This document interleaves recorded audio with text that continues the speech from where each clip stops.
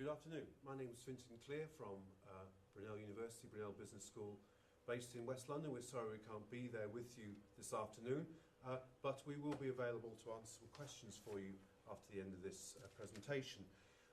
We're looking at a study called The Relationship Between Educational Performance and Online Access Routines, the analysis of students' access to an online discussion forum. There's great interest, of course, in social networks and perhaps in the use of social networks for educative purposes. So in this study, we're exploring how two cohorts worth of second-year undergraduates use a discussion board on a virtual learning environment to further collaborative group activity in module teaching project management. We're interested here in looking at access patterns, the frequency of access, and the duration of access in order to derive a taxonomy of learners in regard to this discussion board.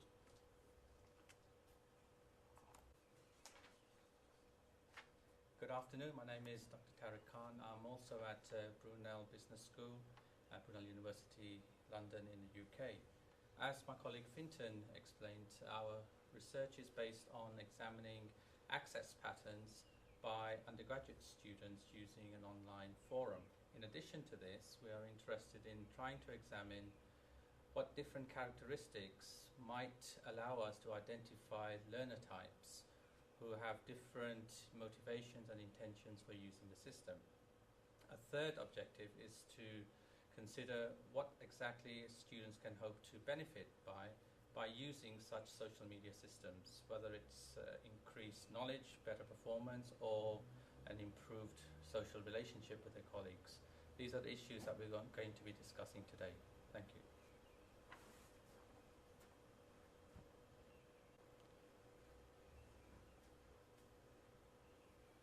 Social media is described as a web-based service that allows individuals to construct a profile within an organised framework, to generate a list of other users with whom they share a connection, and to navigate their own list of connections and to view those made by others within the system. So here we are using a form of social media, an online community which can help problem solve using a closed mechanism that is a discussion board on Blackboard, which is a well-used facility in universities around the world.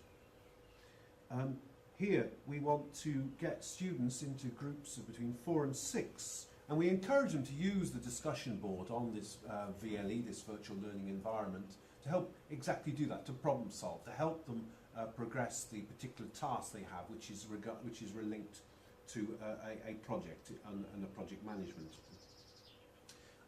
We're using a kind of constructivist approach, and especially a social constructivist approach, and we're basing our work on the works, for example, of social learning theory by Bandura, who sees the social environment and psychological factors influencing the retention of knowledge, the reproduction of that knowledge, and the motivation for learning, but requiring some kind of scaffolding and guidance so that learners, which is built into the infrastructure to a certain extent, to help guide them to some extent to where they're going.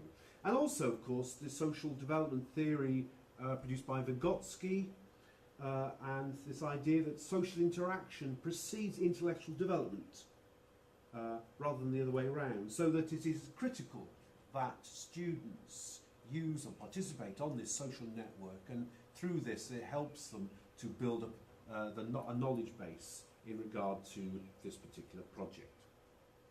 And as a result of this, the activity that is being shown on this discussion board, we have been able to look at, analyse the access patterns to see, if you like, what kind of learners we have, and perhaps how we might be able to help them better in the future.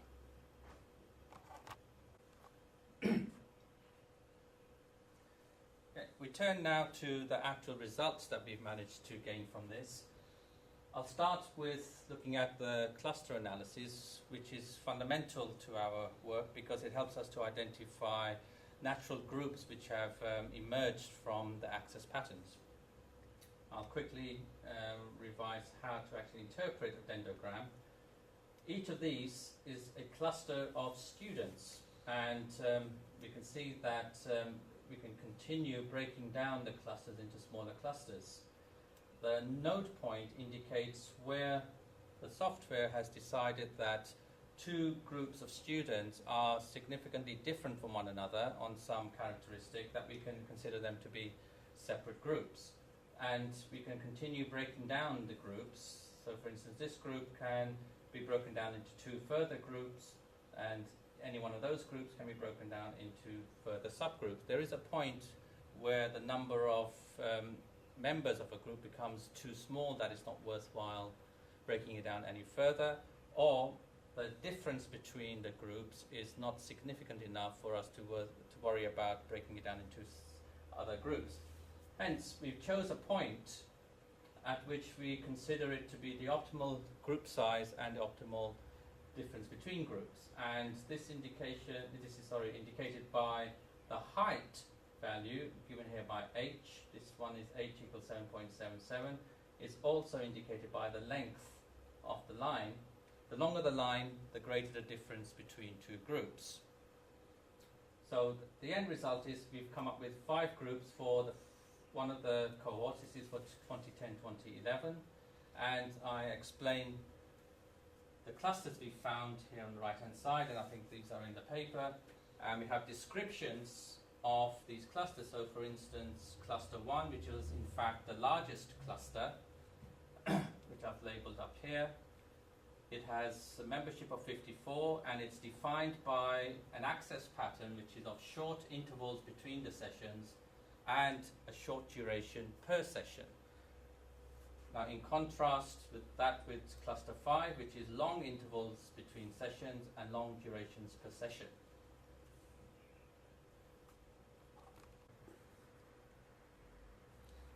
So just to summarize what we found from the statistical analyses, that there are 2 factors derived from the data which helped us to formulate the clusters. The first is the average interval between the sessions.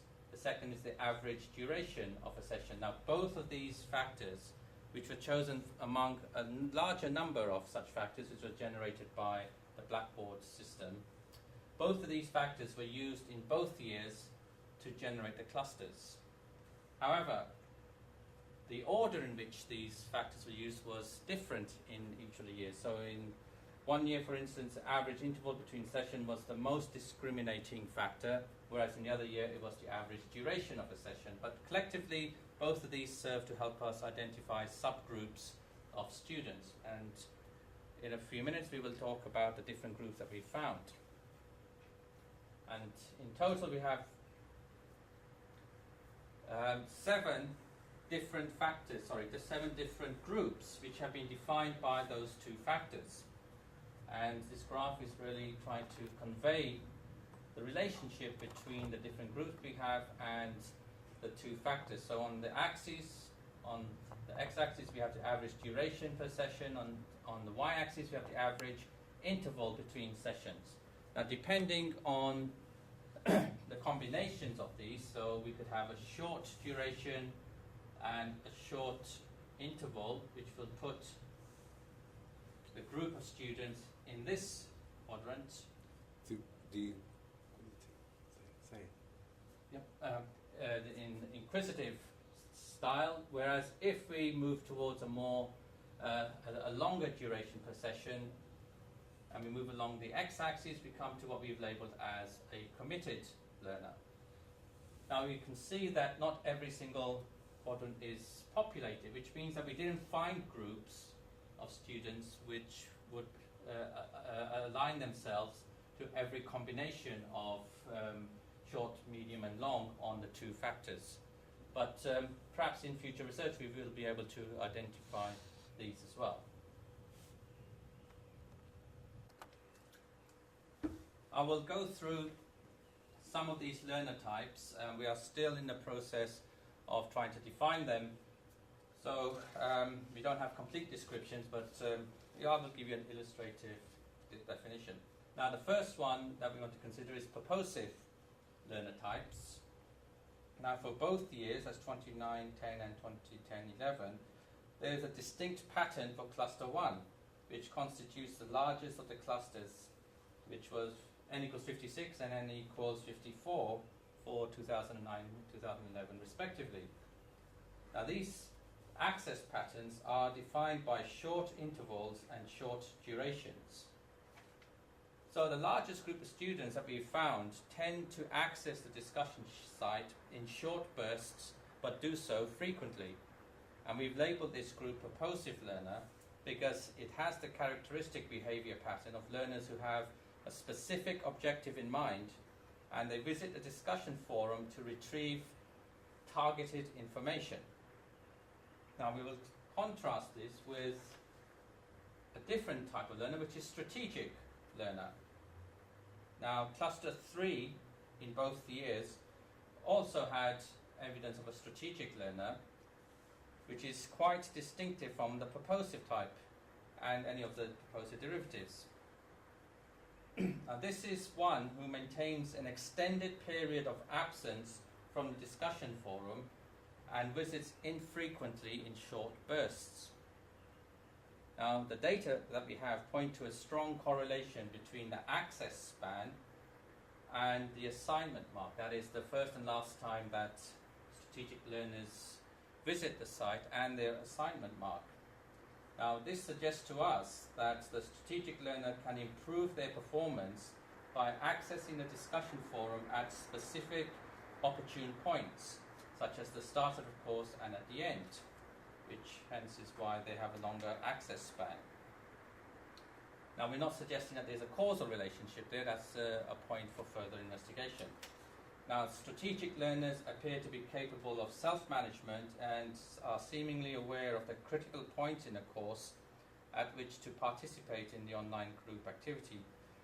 They do not rely on social learning to any great extent, and they seem to be able to achieve high attainment through a purposeful minimalist participation strategy. Now, the final one that I will cover is the committed learner. Now this is cluster 4 in 2010-2011. We didn't have strong evidence for this for the second year, but I will continue on this one. A committed learner identifies a distinct type of learner who seemingly complies very well with the constructivist objectives of social media-based learning. They have short intervals between sessions, so they're visiting frequently, and they have extended durations, so that they spend a considerable amount of time in each one of those sessions. So they're overall spending a great deal of time on the forum. Now this suggests to us a learner who is fully engaging with the media. The committed learner spends a great deal of time maintaining an online presence in the forum, so, though there are no data to suggest that extended involvement leads to improved levels of attainment. So I'll just repeat that. Even though they're spending a great deal of time on the forum, there was no convincing data to suggest that that actually aided their overall performance. Now what we gather from this, that it may be that the committed learner derives other benefits from this continued high level of participation, such as social cohesion, and possibly they may prefer a more constructivist approach to knowledge development over an individual-oriented instructivist-based style.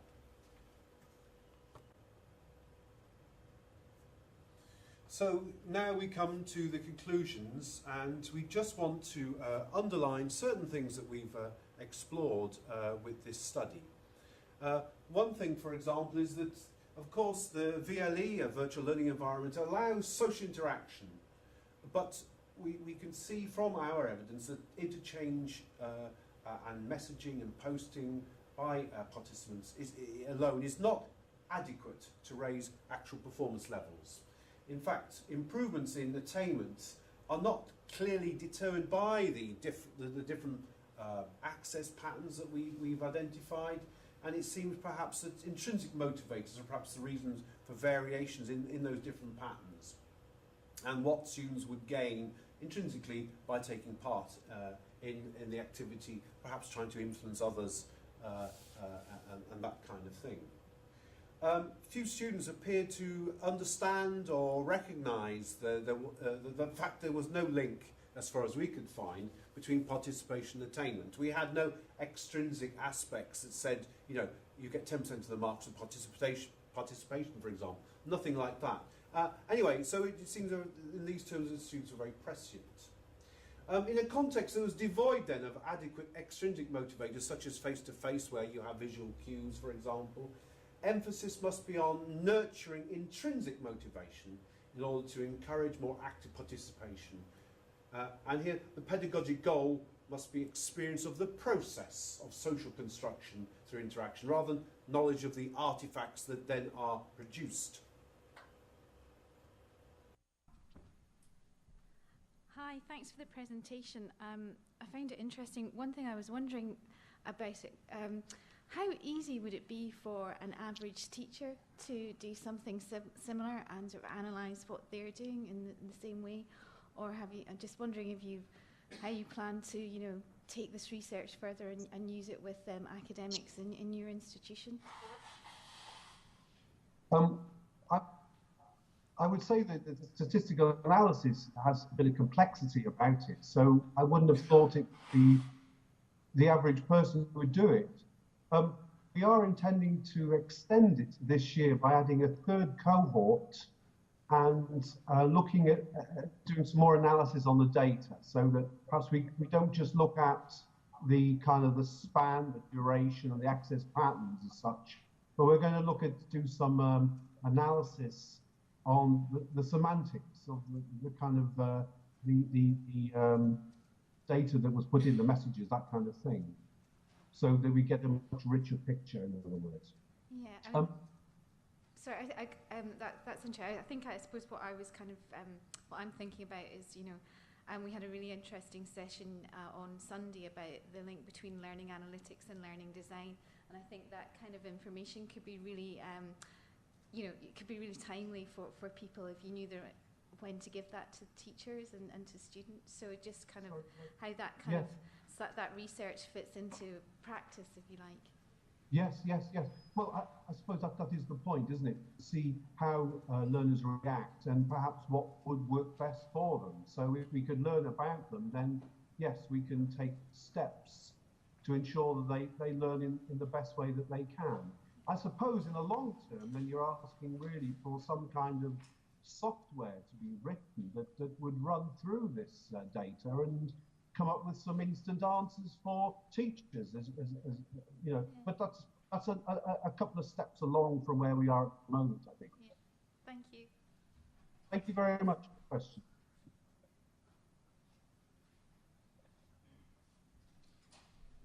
Hello, I would like to know if you might speak to two aspects. First one being, have you looked at the quality of the participation in the online activities? And then secondly, the type of participation in terms of students not just participating in online discussion, but also leading or introducing new topics. To come to your first question, you're talking about the quality of participation. I was just, sorry, can you hear me? Yes. Yes, we can hear you. Because one of the next steps will be to look at, if you like, take a more qualitative approach to add to the quantitative approach that we've taken to date. But there is a problem, of course, and that is that although we encourage students to use the discussion board, we cannot insist that all their communications are via the discussion board. For example, they meet face to face, and the discussion board is, if you like, augments the discussion that they have. Additionally, of course, they use their mobile phones, and maybe there are other mechanisms they use to contact each other. So, in a sense, we're only getting a subset of all the available data and all the available contacts. And as a result, although we can do analysis and produce some kind of analytics upon which teachers can respond, we're only getting a partial picture in any event. So I hope that answers your first question to some extent. And then in terms of type of participation, I mean, in a sense, we have a typology here, don't we, of learner, and it would be another step to do a qualitative, as I'm suggesting, qualitative analysis of responses. So that's much more in semantics, isn't it? We have to go in and, if you like, look at the kind of responses, code it, all that kind of thing. But that is something that we are actively considering to be a next step in our research. I hope that answers your questions.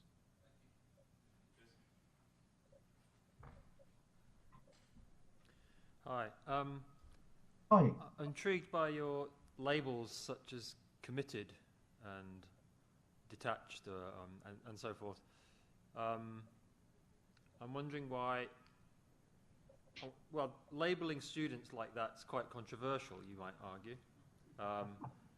So the student who doesn't necessarily attain so much, but hangs out a lot online and does something that we don't know what the quality of it is, isn't necessarily committed. But they are, you could say, well, they're committed to your desired intention that they hang out online and do a lot online. But we don't know any more than that. So I wondered if you had any comments about how you came to those labels, because they were, you know, assigned by you as human analysts, right? And secondly, how does this typology compare to any other work that's been done on characterizing student participation online? Okay, thank you for the question. I must say that this particular analysis, the labels ascribed, were actually something that my colleague Tariq put together. And don't forget, it's just really a research exercise at the moment. It's just based on the analysis of the data we have. I don't suppose we're not trying to say by definition this is going to be a general model that can be applied everywhere. And thank you for that point, that in fact, yes, you're quite right, some of these would be contentious. We're just using it in a theoretical model here at the moment. And like I said, this is thank you for that comment. It'll certainly send us back and have a very good look at this. But as I said, I think it's just purely to put together some kind of model that can be explored. So that's your first question. I hope I've answered. And in terms of other work being done, well, in our analysis of the literature, I don't think we've really found anything quite like this. I mean, there is other work being done, but I don't think there's anything that is using the kind of data in the way that we're using it. You know, the access patterns, you know, in terms of span, in terms of the duration that spend online and the intervals between those periods. I don't think I've seen any analysis or any other research that quite does that. I could be wrong, of course, but that's as we see it at the moment. I hope that answers your question. Yeah, thanks. Is there any other more questions? We have no more questions, but we can give them an applause. Perfect. And, Turn the camera. good night. Okay,